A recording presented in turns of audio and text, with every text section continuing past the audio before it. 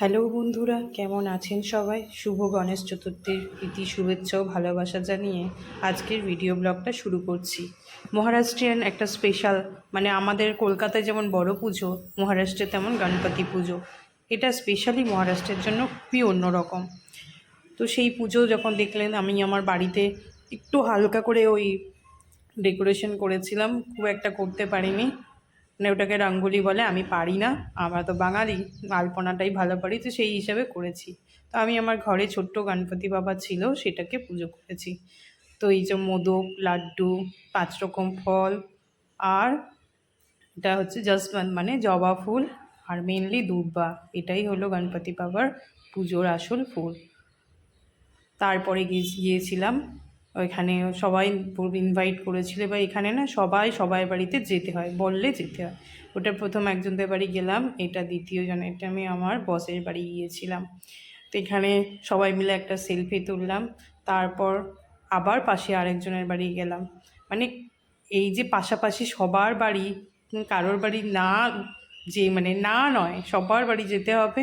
আর প্রত্যেকের বাড়ি বাড়ি গণপতি বাপ্পা আসেন। কারোর বাড়ি 1.5 দিন, কারোর বাড়ি 5 দিন, কারোর বাড়ি 10 দিন। আমাদের যে শিউলি ফুল পাওয়া যায়, দেখুন এখানেও শিউলি ফুল পেয়েছি আমি। তো এইখানে ধূপ মাঝখানে, আর অনেক রকম সিঁদুর, আবির আর হলুদ, এদের হচ্ছে হলুদ আর কুমকুমের টিক্কাটা মেন। গণপতি বাপ্পাকে যারা সবাই আসে দর্শনে, প্যার পড়নে, মানে দর্শনে মানে প্যার, পা ছুতে আসে, তো ওই আবির দিয়ে আর ফুল দিয়ে আর কি পাপ্পাকে জানায় মনস্কামনা, সবার প্রীতি শুভেচ্ছা কামনা করা হয়। তো এইখানে আর একটা ফ্রেন্ডের বাড়ি গেছিলাম সন্ধ্যাবেলা। তো টোটাল 4 জনের বাড়ি হয়ে গেল। প্রথম দিন গেলাম 4 জনের বাড়ি। এটা এখানে বেশ কিছুটা টাইম কাটানোর পর সন্ধ্যা আরতিটা হবে, একটু দেরি হচ্ছিল বলে আমি আবার বাড়ি চলে এসেছিলাম, না হলে হয়তো সন্ধ্যা আরতিটাও আপনাদেরকে শেয়ার করতে পারতাম।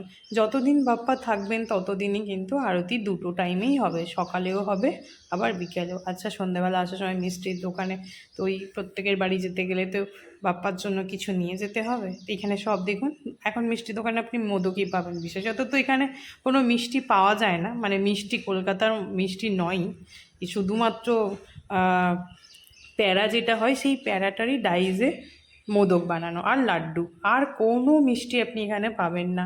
মানে মিষ্টি এরা কী জিনিস আমি তো জানি না, কলকাতার মতো তো খেতে জানে না এরা। তো যাই হোক, এখান থেকে 6-7 প্যাকেট মিষ্টি তুলেছিলাম। তারপরে সন্ধ্যাবেলা আমারই বাড়ির নিচে আরেকজনের বাড়ি, সেখানে নেমন্তন্ন ছিল, সেখানে রাতের খাওয়া দাওয়া আর বাপ্পাকে আরতির সময়, তো সেইখানে গেছিলাম এই আরতি করতে। তো এইখানে বিশেষত দেখুন, এনার বাড়িতে আবার ওই পায়ের পড়নে যখন যাবে, মানে পায়ে প্রণাম করতে, তখন এই যে আবির দেয়া হবে, হলদি কুমকুম লাগানো হবে, আর যে যার মতো দক্ষিণা একটা দেবে, বা কেউ 5টা ফল 3টে ফল নিয়ে যেতে পারে, এরকম ব্যাপার। তো এটাও খুব সুন্দর। এই যে এনার এটা না পুরো চাঁদির, এই যে মুকুটটা আর এই যে হারটা দেখতে পাচ্ছেন, এটা পুরোটাই চাঁদির, নতুন করেছে উনি, সেটা বলছিলেন। আর দেখলেন তো এখানে কোনো ফল বা আড়ম্বরের বিশেষত দেখলেন, এতগুলো পুজো দেখালাম, এটা কিন্তু খুব কমন জিনিস দেখলেন। আপনারা খেয়াল করেছেন কি জানি না, আমাদের এখানে এখানে এই যে আমি এখানে দাঁড়িয়ে আমি মানে করছিলাম আরতি, এখানে এই যে আমাদের সিঙ্গাপুরি কলা, আপেল, কোনো প্রসাদ, কোনো আড়ম্বর নেই। এবার তারপরে গেলাম, এটা নেক্সট দিন মানে দ্বিতীয় দিনে গেছিলাম আর এক বন্ধুর বাড়ি। তো সেখানে তো রীতিমতো দুপুরের খাওয়া দাওয়া করতেই হবে। তো দুপুরে বাপ্পাকে যে প্রসাদ ওরা দিয়েছিল সেটাই আর কি দিয়েছে, এই বান্ধবীর বাড়ি গিয়েছে, এখানে ওদের খেতে দিয়েছে। এখানে দেখুন, এটাকে উড়নপুরি বলে, এটাকে বলা হয় পাত্রবড়ি, আলু বড়ি, তারপর চানার একটা সবজি, আর একটা ছিল ডাল ভাত।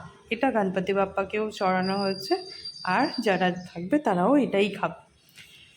তো এর বাড়িতে গিয়েও এই যে চালাও, আচ্ছা আপনাদের তো বলতেই ভুলে গেছি, এটা হচ্ছে চালটা হচ্ছে দিতে হয়েছিল, মানে চালটাও ওরা রাখে, ওই চাল একটু ছড়িয়ে দিতে হবে এরকম।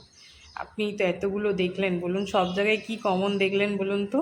এই যে কলা দেখলেন, আর দেখলেন কি গোটা ফল, কোনো কাটা ফল দেখলেন? এটা কি সুন্দর দেখুন, নারকেলের মধ্যে মোদক বানিয়ে দিয়েছে। এটা আর একটা ফ্রেন্ডের বাড়ি গেছিলাম, এই বাড়িটাই আমার মনে হয় লাস্ট হলো।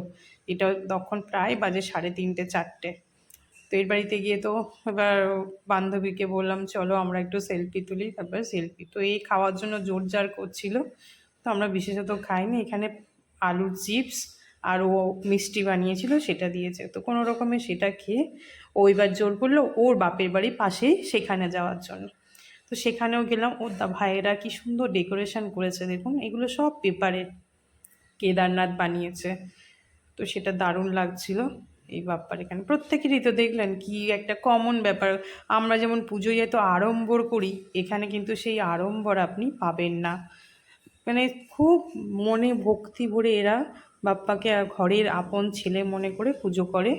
ওই গোটা ফল আর গোটা মানে কলা, আপেল, লেবু যে যেভাবে ফল মানে দিতে পারে সেরকমের, কোনো কেটে ফল না। আর ওই বাপ্পা যেহেতু মোদক খুব পছন্দ করে, তো মোদক, এরা মোদক ঘরেও বানায়, সেটা হচ্ছে আমরা যেরকম নারকেল পিঠে বানাই ওটাই মোদকের আকারে করে এরা বাড়িতে ওটা বানায়। তো এই হলো সবার বাড়ি দর্শন আমাদের শেষ। বাড়ি ফেরার সময় যে দেখুন কি সুন্দর রেনবো দেখাচ্ছে আপনাদের, এত সুন্দর লাগছিল যে ক্যামেরা বন্দি করতে বাধ্য হলাম, যে আপনাদের সাথেও শেয়ার করব। কি ভালো লাগছে না বলুন, আকাশটা এত সুন্দর লাগছে, মানে চোখ ফেরাতে পারছিলাম না। ক্যামেরায় কতটা এসেছে, কতটা আপনাদের বোঝাতে পারছি জানি না, কিন্তু খালি চোখে এত সুন্দর লাগছিল বলে বোঝাতে পারবো না। অসম্ভব সুন্দর লাগছিল, অসম্ভব সুন্দর। তারপর তো আশপাশের ফুল টুলগুলো বেশ মানে খুব সুন্দর লাগছিল পরিবেশটা, কি যে বলি। এইবার এলাম বিসর্জন। আচ্ছা বিসর্জন, 1.5 দিনের যে বিসর্জনটা দেখায়। এই যে গঙ্গার ঘাটে সবাই পাপ্পাকে, এই দেখুন এই যে দুটো ছেলে দেখতে পাচ্ছেন, এরা হচ্ছে নগরপালিকা, মানে হচ্ছে ওখানকার পৌরসভা বলা যায় বা পঞ্চায়েত বলা যায়, সেখান থেকে ঠিক করা হয় দুটো ছেলেকে, এরাই ওই গঙ্গায় যাবে। গঙ্গাতে বেশি গঙ্গা মানে আমাদের ওখানে খাল আর কি বলা যায়, কিন্তু জলের স্রোত আছে অনেকটা। তো এরাই ঠাকুরগুলো নিয়ে গিয়ে মাঝখানে দিয়ে আসবে, আর যে যার খুশি মতো ওদেরকে টাকা দেবে। তার আগে যে নিয়মকানুন সেগুলো এবার দেখায়, এটা আপনাদের দেখালাম শেষ বিসর্জনটা ওইভাবেই বাপ্পাকে দিচ্ছে। এর আগে যেমন ঠাকুর আমরা নিয়ে গিয়ে বরণ করি, বরণ করেও নিয়ে যাই, আবার গঙ্গার ঘাটে গিয়েও বরণ করি, তো সেটা আবার এদেরকে দেখাচ্ছি কেমন এরা করে।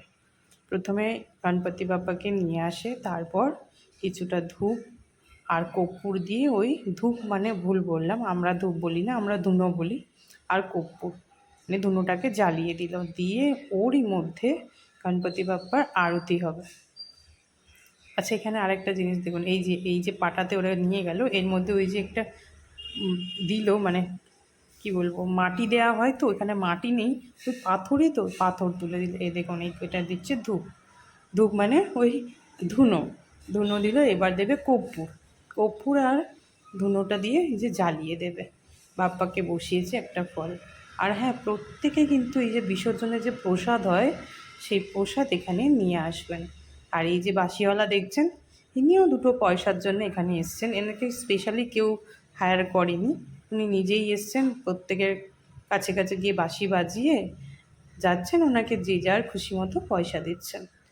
তো এইটাই যে জ্বালিয়ে এবার গণপতি বাপ্পার আরতি করবেন, মানে আরতি মানে ও যে আরতি গান আছে সেই গানটা গণপতি বাপ্পা প্রায় 40 মিনিট ধরে, জানেন তো, প্রচণ্ড ভক্তি ভরে ওনারা পুজোটা করছিলেন, ভালোই লাগছিল। যে বেটা ধূপ জ্বালিয়েছেন, ধূপ জ্বেলে ধূপ দেখিয়ে কলার মধ্যে ধূপটা গেঁথে দিয়ে তারপরেই ওই হাততালি দিয়ে গণপতি বাপ্পা গানটা, মানে আরতির যে গান সেটা করবে। করা হয়ে গেলে ওরা তারপরে নিয়ে যাবে বাপ্পাকে বিসর্জন করতে। তো এখানে অনেকগুলো, আপনাদের কতগুলো দেখাবো, মানে এটা 1.5 দিনে তাই খুব একটা বেশি নয়, কিন্তু তাও অনেকটা, মানে অনেকগুলো ঠাকুর এসেছে। কিন্তু যেটা হচ্ছে আপনার 5 দিন বা 7 দিন যাদের নাকি অনেকগুলোই, দেখুন না পরপর কত ঠাকুর আসছে।